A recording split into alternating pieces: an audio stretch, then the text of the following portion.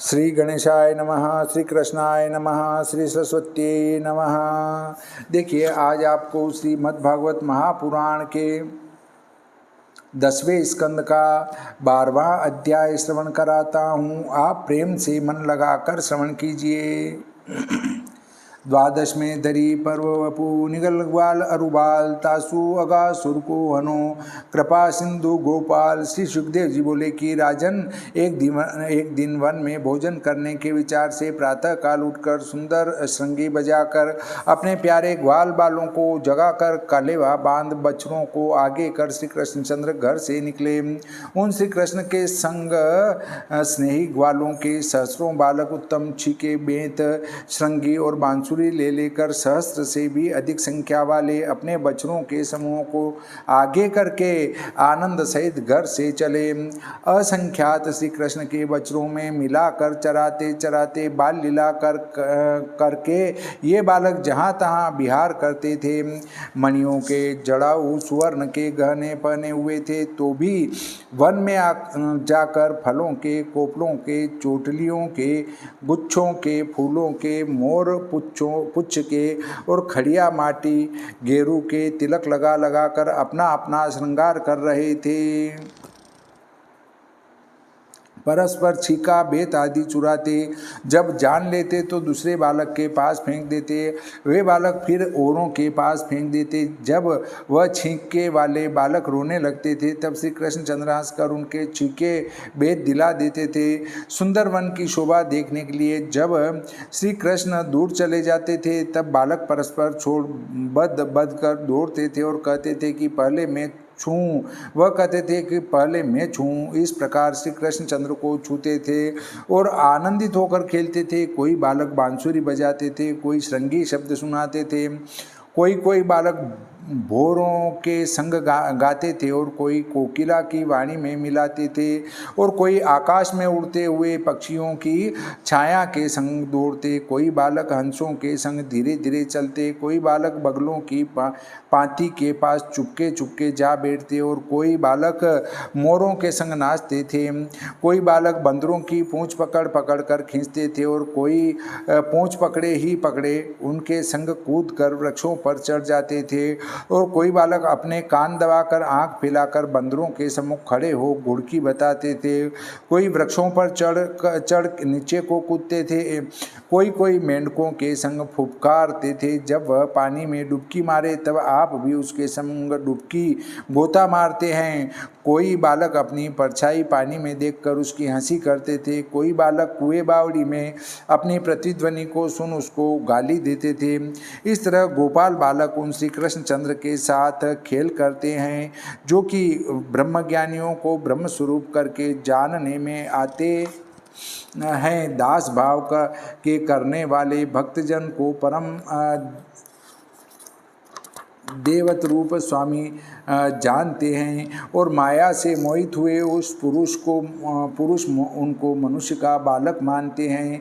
जिनकी जैसी भावना है उसको वैसे ही दिखाई देते हैं। धन्य भाग्य हैं ग्वाल बालों का। देखो, ब्रह्मज्ञानियों को केवल भगवान का अनुभव ही होता है, केवल भजन सर्वानंद है, परंतु ग्वाल बालों की ओर को देखिए कि इन्होंने कैसे उग्र तप किए हैं कि दिन रात भगवान वासुदेव जिनके संग आहार विहार करते हैं। देखो, यह सखा भाव का प्रभाव है।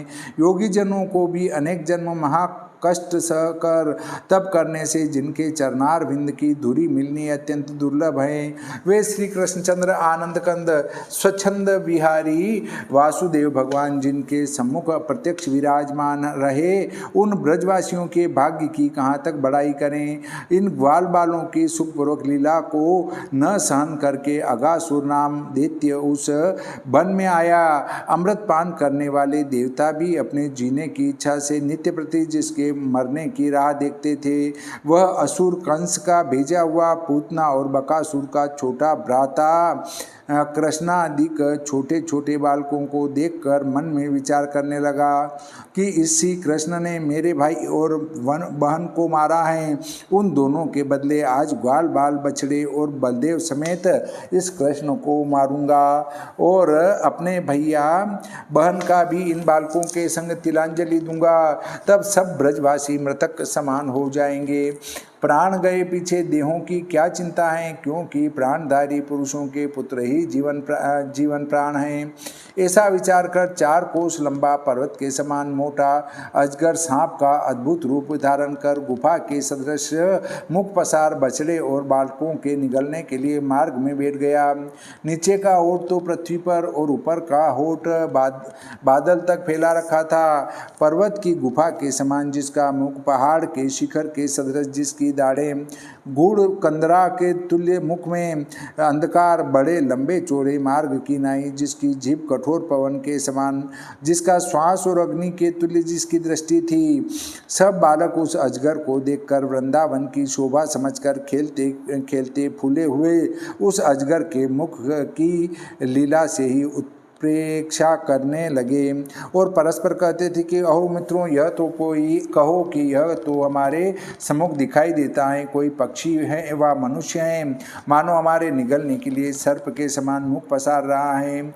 सूर्य के किरणों से लाल लाल बादल ऐसे दृष्टि आते हैं, मानो सर्प का ऊपर वाला होठ है, और सूर्य की परछाई से सब पृथ्वी ऐसे लाल लाल दिखाई देती है, मानो सर्प के नीचे की ठोड़ी है। यहाँ एक शंका उत्पन्न होती है कि अगासुर राक्षस के दोनों होठों की लंबाई सुनकर हमारे सबके मन को बड़ा संदेह है और हमारा हृदय कांपता है, क्योंकि ऐसी होठों की लंबाई रावण की, तारक को और अनेक राक्षसों की भी न थी। यह महिमा हमने आज तक कहीं नहीं सुनी। होठ थे व कोठ थे। इसका उत्तर यह है कि अगासुर का पूर्व जन्म का पुण्य था, सो श्री कृष्ण का दर्शन करके बड़े मुख से अपने सन्मुख से वर्धित होकर स्वर्ग को चला गया, परंतु अपने तेज से होठों को संग ही लेता गया और इस जन्म में जो पाप किया था वह श्री कृष्ण को देखकर डर कर भागा और पाताल में जाने की इच्छा की। भूमि को भेद अगासुर का पाप रसातल को चला गया, परंतु अगासुर नीचे के होठ को खींचकर अपने संग लेता गया। पहले अगासुर ने श्री कृष्ण महाराज के शरीर को स्पर्श किया, उसके पुण्य पाप दोनों नष्ट हो गए।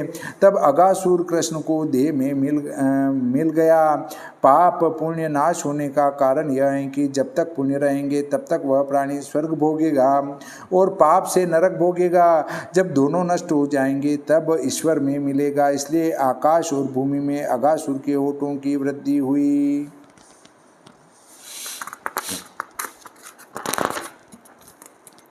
इधर उधर पर्वत की कंदरासी महागंभीर अंधियारी जैसी जान पड़ती है, मानो सर्प के मुख का अंतर है। ऊंचे ऊंचे पर्वत शिखर से हमको ऐसे दिखाई देते हैं मानो साक्षात सर्प अजगर की दाढ़ें हैं। तुम ध्यान करके देखो, यह लंबा चौड़ा मार्ग हमको ऐसा दृष्टि आता है मानो सांप की जीवा है, और इन शिखरों के भीतर हमको ऐसा अंधकार दिखता है मानो सर्प के मुख के भीतर का भाग है। दावानल से उष्ण उष्ण महातीक्ष्ण पवन ऐसा लगता है मानो महाविष वाले सर्प का श्वास है। और यह विचार कर देखो कि अग्नि में जैसे जीव जलते हैं ऐसे दुर्गंधी आती हैं, यह सर्प के डसे हुए मानो मांस की दुर्गंधी है। इस सर्प के मुख में जो हम घुस भी गए तो क्या यह हमको निगल जाएगा, और यह जो यह हमको निगल गया तो श्री कृष्ण इसको बकासुर की नाई क्षण भर में मार सकते हैं व नहीं। इस प्रकार परस्पर कहते सुनते बकासुर के विध्वंस करने वाले श्री कृष्ण का सुंदर मुखारविंद देख हंसते हंसाते ताली बजाते सब ग्वाल बाल आगे को चले। ताली बजाने का कारण यह था कि जो सर्प होगा तो सरक जाएगा और वृंदावन की यह अद्भुत होगी तो खेलेंगे। श्री वृंदावन बिहारी भक्त हितकारी ने विचारा कि वास्तव में तो यह सर्प ही हैं और सर्प का देह धारण किए हुए कोई दैत्य है, और हमारे साथी बालकों ने इसे वृंदावन की शोभा समझकर फिर सर्प के भय के भी सब लक्षण वर्णन किए तो भी अनजान हैं और परस्पर भूलते बातें कर रहे हैं। ऐसा समझ सब प्राणियों के हृदय में वास करने वाले भगवान उन भोले बालकों के वचन सुनकर जब तक उनकी निषेध करना चाहा कि इसमें मत घुसो, कि इतने में वह सब बालक बछड़ों समेत उस अगासुर दैत्य के मुख में घुस गए। परंतु अगासुर ने अपने मरे हुए भाई बहनों की शुद्धि करके उन बालकों को निगला नहीं, क्योंकि मन में विचारा कि बकासुर का मारने वाला मेरा वेरी कृष्ण तो अभी आया ही नहीं। सबके अभयदाता श्री कृष्णचंद्र भगवान अनाथ के समान दीन बालकों को अपने हाथ से छूटे हुए जान और असाधु के घर में घुसे हुए देखकर दया से पीड़ित हुए। आश्चर्य से कहने लगे कि देव की कैसी अद्भुत गति है। अब इस समय क्या उपाय करना चाहिए कि यह दुष्ट तो मारा जाए और मेरे जीवन प्राण प्रिय ग्वाल बाल बच जाए। ये दोनों बातें एक बार में कैसे हो, यह विचार करके उन दोनों को जानकर संसार के दृष्टा भगवान ने अगासुर के मुख में प्रवेश किया, क्योंकि मित्रता का यह धर्म नहीं है कि मित्र तो अगासुर के मुख में चले गए और आप बाहर खड़े बड़े बड़े कौतुक देखें। यह नहीं, जो कुछ मित्रों की गति होगी वह हमारी भी होगी, यह समझ आप घुस गए। उस समय बादलों की ओट में देवता खड़े होकर हाहाकार करने लगे और निरतवंशी अगासुर के भाई बंधु कंसादि राक्षसों को परमानंद हुआ। अविनाशी श्री कृष्ण भगवान देवताओं का हाहाकार शब्द सुनकर ग्वाल बाल बछड़ों समेत कृष्ण को चूर्ण करने की इच्छा वाले उस अगासुर के कंठ में उस बड़े शरीर वाले राक्षस का बल घट गया। आंखें बाहर को निकल आई, इधर उधर छटपटाने लगा, देह में श्वास रुक गया, बाहर निकलने को मार्ग नहीं मिला। पवन उसके ब्रह्मरंध्रों को छेदन करके बाहर निकल गया। अगासुर के श्वास के संग ही प्राण बाहर निकल गए। तब सब बालक और बछड़ों को मरा देखकर अपनी संजीवनी दृष्टि से अमृत की वृष्टि करके जिला दिया।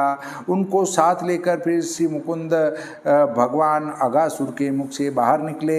उस दुष्ट अगासुर के देह में से बड़ी अद्भुत ज्योति निकलकर अपने तेज से दशों दिशाओं को प्रकाशित करके आकाश में स्थित हो श्री कृष्णचंद्र के बाहर निकलने का पंथ जोहता रहा। जब श्री कृष्ण उसके मुख से बाहर निकले तब सब देवताओं के देखते ही देखते श्री कृष्ण के शरीर में प्रविष्ट हो गया। उस समय देवताओं ने प्रसन्न होकर आकाश से फूल वर्षा कर श्री कृष्ण की पूजा की। अप्सराओं ने नृत्य किया, गंधर्व गाने लगे, बाजे बजाने लगे, ब्राह्मण जय जय शब्द करके स्तुति करने लगे। यह अद्भुत स्तोत्र और गीत वाद्य जय आदि अनेक वत्स मंगल शब्दों को सुनकर ब्रह्मा जी ब्रह्मलोक से शीघ्र ही चले आए और श्री कृष्ण की महिमा देखकर आश्चर्यमय हुए। श्री कृष्ण देव जी बोले कि हे परीक्षित, उस अजगर का सूखा हुआ अद्भुत खखोड़ल वृंदावन में बहुत दिन तक ब्रजवासियों के बालकों को खेलने के लिए गुफा हो गई। मुख के मार्ग में घुसे और नेत्र के मार्ग से निकल आए, नेत्रों के मार्ग से घुसे तो मुख के मार्ग से निकल आए। इस प्रकार दिन रात विहार करते रहे। श्री कृष्ण भगवान बालकों को और अपने आप को मृत्यु से छुड़ाना और अगासुर को मोक्ष का देना, ये सब काम 5 वर्ष की अवस्था में किए। परंतु इसका आश्चर्य मानकर सब बालकों ने ब्रज में श्री कृष्ण की पौगंड अवस्था अर्थात 5 वर्ष के व्यतीत होने के उपरांत 6ठे वर्ष के मध्य में यह अद्भुत लीला भगवान ने की, ऐसा कहा है। माया से मनुष्य बालक रूप धारण किए हुए संपूर्ण स्थावर जंगम के आदि कारण परमात्मा श्री कृष्ण भगवान के स्पर्श से महापापी अगासुर पवित्र हो गया। जो बात असत पुरुषों को महादुर्लभ है, ऐसे भगवत रूप में वह लय हो गया। यह बात आश्चर्य की नहीं है, क्योंकि जिसकी मनोहर मूर्ति प्रहलाद आदि भक्तों ने एक बार ही बलात्कार मन में धारण की और उसी के प्रभाव से उन लोगों ने मोक्ष पाया, तो सदैव अपने आत्मानंद के अनुभव से और माया करके रहित श्री कृष्णचंद्र भगवान के शरीर में अगासुर का प्रवेश होने से उसकी मुक्ति हुई, तो इसमें क्या आश्चर्य है। शौनकादिक ऋषिश्वरों से सूत जी बोले कि हे ब्राह्मणों, इस प्रकार अपनी माता के गर्भ में यदुकुल के देव श्री कृष्णचंद्र से रक्षित हुए। राजा परीक्षित अपनी रक्षा करने वाले श्री कृष्णचंद्र के विचित्र पवित्र चरित्र सुनकर व्यासानंदन श्री सुखदेव जी से फिर उसी प्रसंग संबंधी प्रश्न किया, क्योंकि उन चरित्रों के सुनने से राजा परीक्षित का मन अपने वश में हो गया था। राजा परीक्षित बोले कि हे ब्रह्मन, श्री कृष्ण महाराज ने कुमार अवस्था में जो लीला की वह बालकों ने पौगंड अवस्था में गाई। यह 1 वर्ष का अंतर बीच में कैसे पड़ गया? बड़े योगी राज हे गरुड़, यह बात मुझको समझा कर कहो। मेरे मन में बड़ा आश्चर्य है, क्योंकि यह निश्चय भगवान की ही माया है और कुछ नहीं है। हे गुरु, हे तो हम क्षत्रिय वंशी, परंतु तो भी हम संसार में अतिशय धन्य हैं, क्योंकि जिस दिन ब्राह्मण का शाप हुआ उस दिन से और भी धन्य हैं, और जब तुम्हारे दर्शन किए तब से धन्यतर हुए, और जब अब जो तुमसे बारंबार कृष्ण कथा अमृतपान करते हैं, इसलिए अतिशय करके आज हम धन्य हैं। श्री सूत जी बोले कि हे हरिभक्तों, इस प्रकार राजा ने प्रश्न करके अपनी श्रद्धा दिखाई। दूसरे हरि का स्मरण करते ही प्रथम तो श्री सुखदेव जी की समस्त इंद्रियां नारायण में लय हो गई। फिर व्यासानंदन श्री सुखदेव जी ने बड़े कष्ट से फिर नेत्र खोलकर भक्तों में श्रेष्ठ राजा परीक्षित से कहा। श्रीमद्भागवते महापुराणे दशम स्कंदे पूर्वार्धे भाषा टीकाया मगासुरवध निरूपणम नाम 12वां अध्याय। श्री सरस्वती मैया की जय, गणपति जी महाराज की जय, श्री कृष्णचंद्र भगवान की जय, श्री रामचंद्र भगवान की जय, बजरंग बली की जय।